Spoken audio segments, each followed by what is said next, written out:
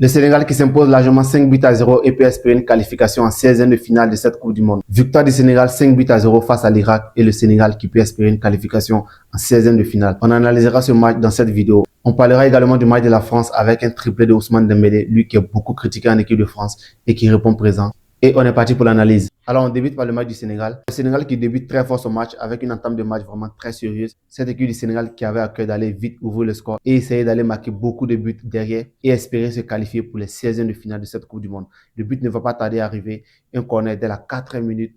Abdoulaye Seck qui place sa tête, 1 but à 0 pour le Sénégal. Et là, on se dit que le match est bien lancé pour le Sénégal. 1 but à 0 dès la 4e minute. Et quelques minutes après, dès la 12e minute, une faute irréparable commise sur Sadio Mané qui filette directement au but. Carton rouge pour cette équipe de l'Irak. Et l'Irak qui se retrouve à 10. Et là, on se dit que le Sénégal a toutes les possibilités d'aller écraser cette équipe de l'Irak après ce carton rouge.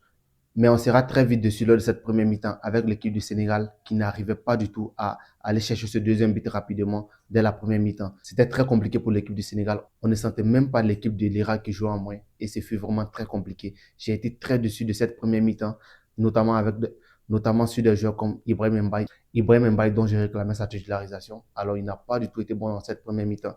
Les attaquants du Sénégal n'ont pas du tout été bons. Cette première mi-temps était vraiment une première mi-temps dégueulasse parce que même avec ce carton rouge, et avec l'ouverture du score, le Sénégal n'arrivait toujours pas à aller faire le break dans ce match.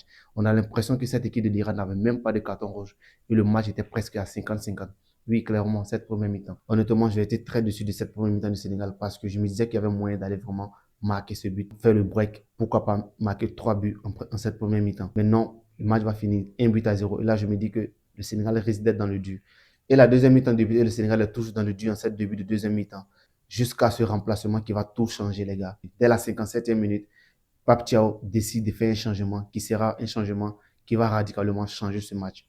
Il va permettre au Sénégal d'être imprévisible, d'être vraiment très fort. Le changement concernait d'abord 3 changements. Il y a Pape Gueye qui est rentré. Iliman Ndiaye, dont je réclamais sa titularisation depuis un moment parce que je trouve que ce joueur était très fort. Je ne sais pas si c'est pour un problème de forme, mais il n'était pas titulaire. Et là, dès ce changement, Pape Gueye qui rentre, Iliman Ndiaye qui rentre, ces deux joueurs vont changer le cours de ce match.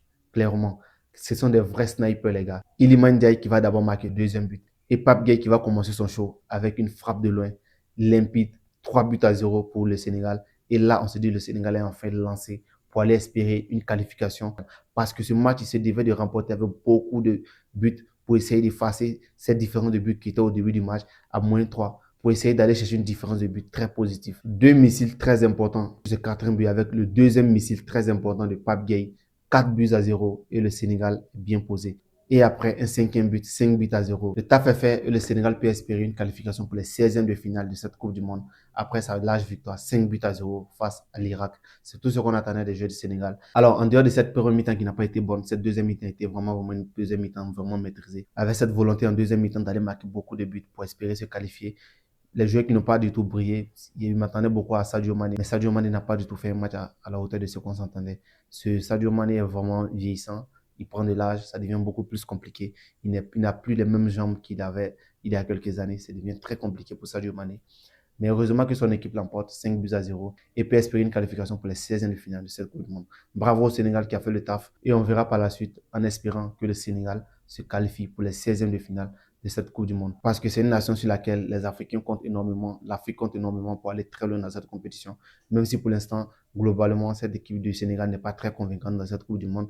Là, il faut le dire parce que globalement, sur ces 3 matchs, le Sénégal n'a pas été très convaincant. On verra par la suite l'adversaire potentiel s'il se qualifie, qu'ils pourront affronter et pourquoi pas une qualification pour les 8e de finale. Alors on va également parler rapidement du match de la France. La France qui s'impose 4 buts à 1 face à la Norvège avec un triplé de Ousmane Dembélé. Ousmane Dembélé qui tait les critiques après avoir été critiqué beaucoup en équipe de France.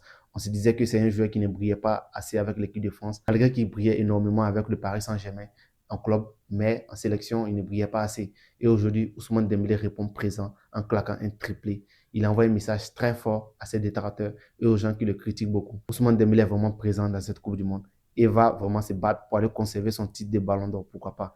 Félicitations à la France qui se qualifie. 3 matchs, 3 victoires pour la France et la France finit première de ce groupe, largement mérité au vu de son statut et de ses talents que la France a. La France qui affrontera la Suède, je pense bien, et on verra pour la suite. Alors, c'était tout pour ce débrief. Merci d'avoir regardé jusqu'à la fin. Et si c'est le cas, n'hésitez pas à laisser un pouce bleu. Et n'hésitez pas à vous abonner si ce n'est pas encore fait parce qu'il y aura beaucoup de vidéos sur cette chaîne, beaucoup de débriefs sur cette chaîne. Et d'ici là, on se dit à bientôt pour une nouvelle vidéo, les gars. C'était Jack. Ciao.